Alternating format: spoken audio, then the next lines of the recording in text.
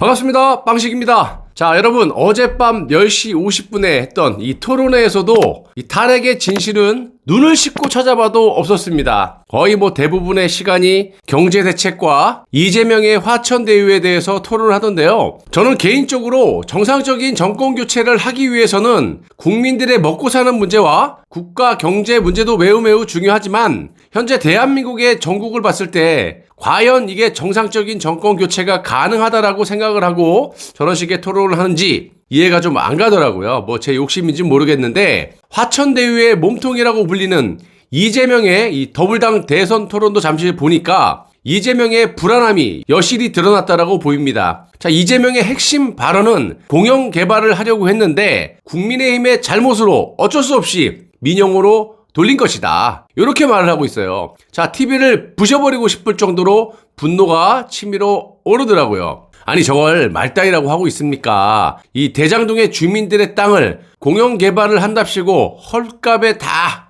빼들어 가놓고 민영 개발로 천문학적인 돈을 지들이 벌어놓고 한다는 소리가 졌다고 봅니다. 그리고 자신의 최측근인 이 유동규의 구속에 대해서 완전히 이건 읍참마속이라고 말을 할 수밖에 없는 그런 지금 상황이 벌어졌는데 자신들은 측근이 아니라고 우겨대고 있는데 객관적으로 드러난 사실만 보더라도 빼박 측근이죠. 이재명과 유동규가 왜 빼박으로 최측근인지를 여러분들이 한번 들어보시고 판단을 해보시기 바랍니다. 이 정도인데도 최측근이 아니라고 한다면 도대체 어떤 관계가 돼야지만 최측근이라고 할 수가 있는지를 댓글로 여러분들이 영상을 보신 후에 좀 마구마구 좀 달아주시기 바랍니다. 한마디로 유동규는 벼락 출세를 했다라고 밖에 볼 수가 없습니다. 제가 여기저기 좀 찾아보니까 참 황당한 것도 많은데 요약해서 간단하게 좀 말씀을 드려볼게요. 유동규 이자는요, 우선 한양대학교 성악과를 졸업했어요. 성악과.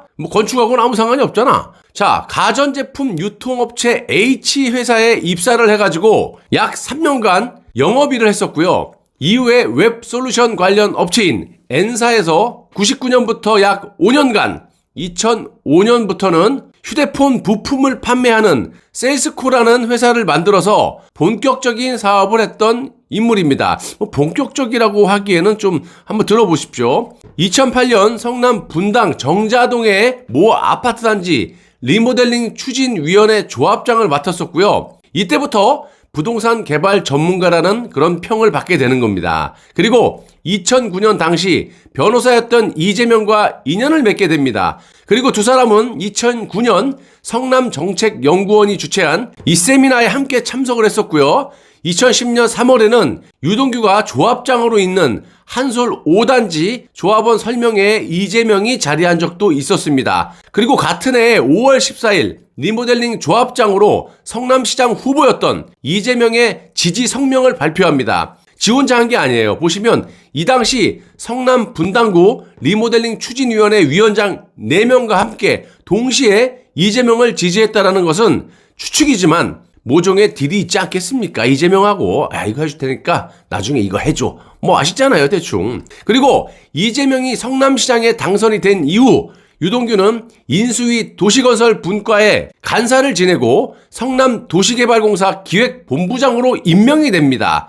여기서 또 희한한 일이 벌어지죠. 이게 정말 언빌리버블이에요. 들어보세요. 유동규는 추진위원장 재직 당시 서울의 설계사무소 A사에서 약 2개월가량 운전기사로 일한 것으로 알려졌는데 성남시설관리공단 기획본부장에 임명이 된 이후에는 이 운전기사, 이 경력을 건축 관련 경력이라고 부풀린 정황도 있었다라는 거예요. 이게 말이 됩니까? 2개월 운전기사였는데 뭔 놈의 건축 관련 경력이라고 부풀려갖고 이걸 이력으로 아니 설계사무소 회사에서 운전기사로 2개월 일했다고 건축 관련 경력으로 하면 이게 되는 겁니까? 삼성전자 임원 운전 한 2개월 하고 나 삼성에 다녔어. 이거하고 뭐가 틀려요. 아무튼 2014년도에는 이재명이 성남시장으로 있을 때 추진했던 이 대장동 개발 사업이 추진되던 그 당시에 성남도시개발공사 사장 직무대행으로 또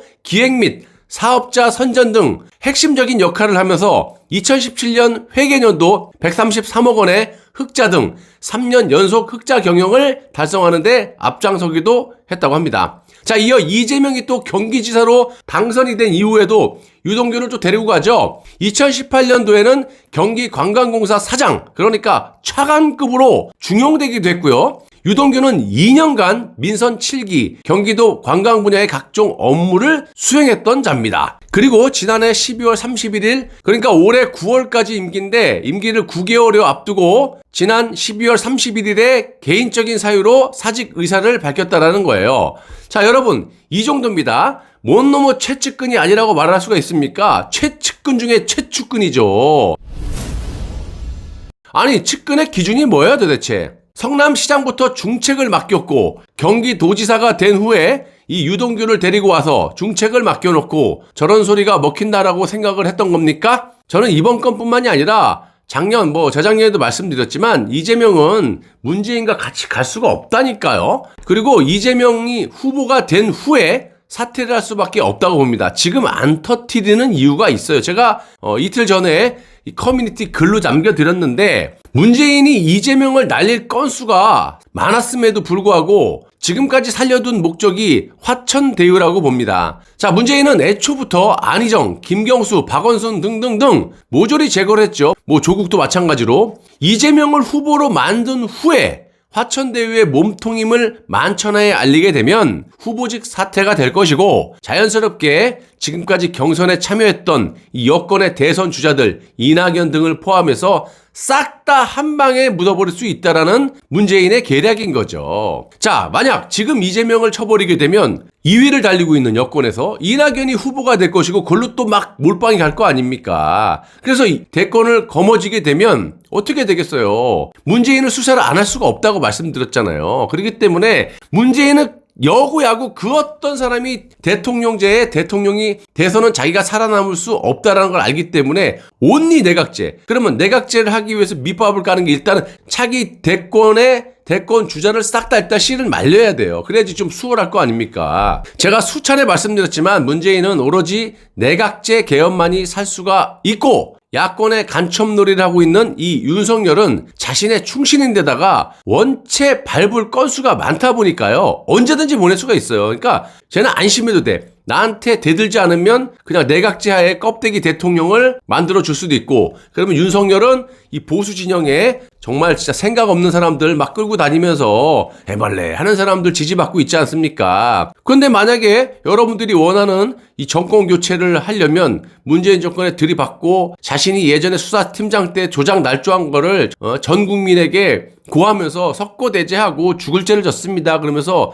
이 나라가 바로 서게끔 해야 되는데 절대 그렇게 못하죠. 본인이 잘했다고 하는데 문재인한테 엎드려 길 수밖에 없다라는 겁니다. 그걸 더 잘 알고 있죠, 문재인은. 그래서 일단 이재명을 제거하는데 후보 경선 끝나기 전에 날리진 않는다라는 거죠. 그때 날리면 이낙연이 됐던 조국이 됐던 또 튀어나왔고 대선 출마자가 나올 것이고 그렇게 되면 차기 정권이 야권에서 갖고 가던 여권에서 갖고 가던 그 누가 되던 간에 싸질러 놓은 똥이 원체 많기 때문에 문재인은 감옥에 갈 수밖에 없다라는 걸 본인이 더 잘 알아요. 그래서 내각제를 하기 위해서는 일단 대통령제를 없애야 돼. 대통령 후보가 될 만한 사람들은 싸그리 다 날려야 되거든요. 그래서 지금 이렇게 묵혀놨다가 양쪽에 여권이고 야권이고 이재명이고 윤석열이가 후보가 딱 결정이 된 다음에 본인이 어떤 식으로든지 요리를 하려고 생각을 하고 있다는 겁니다. 당연히 문재인 입장에서는 내각제를 몰아붙일 수 있는 절호의 기회인 셈이죠. 역대 이런 적이 어디 있어요. 이런 야당이 어디 있냐고요. 그러니까 오직 우파에서 대권 주자로 밀어붙일 수 있는 사람은 1순위로 보는 것이 탄핵의 진실을 밝혀서 좌파의 극악무도한 짓거리를 전 국민에게 알리는 것이고 그래서 여론이 LH 사태처럼 정상적으로 넘어와서 좌익들이 이런 놈이었구나. 그래서 어부질이라도 어쨌든 이 정상적인 보수에서 갖고 와야 돼요. 지금 이 국민의힘에서 갖고 가면요. 똑같은 짓거리를 하기 때문에 우리는 별도의 투쟁을 해야 될 것 같습니다. 제가 어제 토론 보고 다짐을 했습니다. 저런 사람들하고는 절대 이 나라를 맑고 깨끗하게 만들 수가 없다. 끝까지 진흙탕 속에서 지들 밥그릇 챙기기 바쁜 인간들이라 절대로 믿을 수가 없어요. 어저께 밤에 확신했습니다. 토론하는 거 보고. 자, 현재 상황으로 보시면 여권에서는 이재명, 야권에서는 윤석열이 후보가 될 확률이 매우 커요. 문재인 입장에서는 절대로 이 두 사람이 후보가 되기 전에 날리지 않을 것이고요. 후보가 되기를 기다리면서 후보가 결정된 다음에 자기 입맛에 맞게끔 요리를 할 것으로 예상이 됩니다. 후보가 결정되기 전에 날려버리면 다음 타자가 딱 기다리고 있기 때문에 후보가 결정된 다음 대선이 임박해져 왔을 때까지 질질질 끌고 가다가 화천대유의 몸통을 이재명이라고 밝히고 쳐버리면서 여권의 대권 주자까지 한 방에 경선에 나왔던 사람들 대선 출마 못하잖아요. 이런 식으로 한 방에 싹 다 제거를 하고 야권은 뭐 볼 것도 없죠. 윤석열이 그냥 휘어잡고 있는데 자신의 충견이 그냥 휘어잡고 있는데 뭐 볼 것도 없지 않습니까? 만약에 여러분들이 생각했던 것처럼 정상적인 정권 교체를 바라고 윤석열이 그럴 일은 1%도 없지만 만약에 그랬다고 치면 그때 날려버리면 돼요. 예. 그래서 윤석열은 말할 것도 없는 인물이고 문재인이 시키면 시키는 대로 할 수밖에 없는 그런 구도가 돼버렸어요. 원체 지은 죄가 많아요. 그래서 문재인은 윤석열을 끝까지 데리고 갈 것으로 보이고요. 여권과 마찬가지로 역시 야권도 윤석열이 대권 후보로 결정이 된 후에 목이 날아가면 경선에 참가한 대권 주자들이 대선에 출마할 수가 없기 때문에 일단 기본적으로 여구 야구 이재명이고 윤석열이고 경선이 끝나기 전까지는 절대 비리 의혹을 터뜨리지 않을 것이다. 이게 제 판단이고 그저께 제가 말씀을 드렸던 그 생각을 그대로 제가 말씀을 드리는 겁니다. 그렇게 돼가고 있어요. 내가 문재인이라도 그렇게 하죠. 바보가 아닌 이상. 자, 요즘 윤석열이 탄핵 전국 때 수사팀장으로 온갖 조작 날조 사실들을 많은 분들이 이해를 하시고 돌아오시는 분들이 많습니다. 그리고 우파의 정상적인 세력들이 하나둘씩 모이고 있는 그런 분위기고요. 대선에서 진다 하더라도 이번 기회에 비정상적인 우파의 세력들과 정상적인 우파 세력들이 뚜렷하게 드러났기 때문에 앞으로 박근혜 대통령의 탄핵이 잘못됐음을 널리 알리면 되는 것이고요. 그렇게 되면 자연적으로 여론이 바뀌게 되면서 빗자루를 꼽아놔도 우리가 정권을 가지고 올 수가 있는 겁니다. 그리고 대선에서 만약에 진다 하더라도 지금 뭐 이런 국민의힘당을 가지고 정권을 갖고 온들 국민들이 잘 먹고 잘 살 수 있겠습니까? 온갖 비리 덩어리들 지들끼리 알아서 해먹고 또 언제든지 또 저들의 선동에 그냥 놀아나가지고 정권을 또 뺏길 텐데. 그러니까 확실하게 박정희 대통령 정도의 이 난세 영웅을 우리가 찾아서 조금 시간이 걸리더라도 확실한 보수 세력들을 공고히 다져야 된다라고 봅니다. 그래야 나중에라도 무너지지 않는 것이죠. 그냥 뭐 지금 뭐 조금 배고프다고 썩은 놈의 땅에다가 뭐를 심어도 먹으면 배는 부를지 몰라도 바로 즉사할 수 있는 그런 놈의 곡식을 심는 것보다는 굶어 죽을지언정 시간이 좀 걸릴지언정 땅을 다 뒤집어 엎어가지고 먹을 수 있는 곡식을 심어야 된다. 그런 말씀을 드리고 싶습니다. 그리고 앞으로 5개월, 6개월이 남았기 때문에 충분한 시간이 있습니다. 예. 지금이라도 탄핵의 진실이 밝혀진다면 순식간에 바뀌어져요. LH 보세요. 그냥 일주 만에 홀당 뒤집어지는 거 보십시오. 어저께 밤에 여러분들이 토론을 보신 분들은 많은 것을 느끼셨겠지만 후보들 토론하는 거 한번 보세요. 이게 정상적인 정권 교체가 될 거라고 보이십니까? 탄핵의 진실을 전 국민에게 전파하지 못한다면요, 여론이 바뀌기는 쉽지 않다고 봅니다. 너무나 많은 비리들을 지니고 있고 문재인이 지금 바로 터뜨리지 않고 있을 뿐이지 대선 전에 언제든지 마음만 먹으면 죄다 구속을 시킬 수 있을 만한 그런 사유가 많다고 봅니다. 이건 제가 지어서 말씀드리는 것이 아니라 드러난 사실로만으로도 언제든지 감옥에 갈 수 있다는 겁니다. 누가? 윤석열이요. 그런데 어떻게 이런 자가 문재인과 맞서서 싸울 수가 있고 어떻게 정상적인 정권 교체를 기대할 수가 있느냐 이 말씀입니다. 입으로만 정권 교체하면 정권 교체가 되는 겁니까? 기사를 보시면요, 화천대유도 박근혜 정부 탓이라고 또 몰아가고 있어요. 이것들이 정말 사람인지 내가 묻고 싶습니다. 정말 해도 너무합니다. 자, 이재명은 화천대유로 가는 것이 분명해졌고요. 윤석열은 탄핵 조작 날조, 장모권, 마누라 또한 이 화천대유도 또 엮여 있을 수도 있는 것이고 시한폭탄도 이런 폭탄이 없다라고 봅니다. 우리는 문재인이 절대로 두 다리 쭉 뻗고 살 수 있게 해줘서는 안 되겠죠. 정치하는 인간들은요, 하나같이 이해관계가 다 명확하게 있기 때문에 입으로만 싸우는 척하지 절대로 진실을 말을 못합니다. 보셨잖아요. 다음 토론에 말한다? 다음 토론에 뭘 말해요? 말하긴. 절대로 말 못한다고 제가 어제 방송에도 말씀을 드린 바가 있지만 절대 앞으로도 그러지 못할 거라고 봅니다. 저라도 여러분들과 진실을 만천하에 알려서 박근혜 대통령의 명예 회복과 동시에 탄핵 전국대 좌파들의 극악무도한 짓거리를 널리 알려서 무너져가는 나라를 정상적으로 만드는데 온 힘을 다하겠습니다. 여러분들, 나라가 없는데 살아서 뭐합니까? 라는 투철한 각오로 하루하루 거짓없는 진실된 애국방송만 전해드릴 것을 꼭꼭 약속드리겠습니다. 끝까지 시청해주셔서 대단히 감사합니다.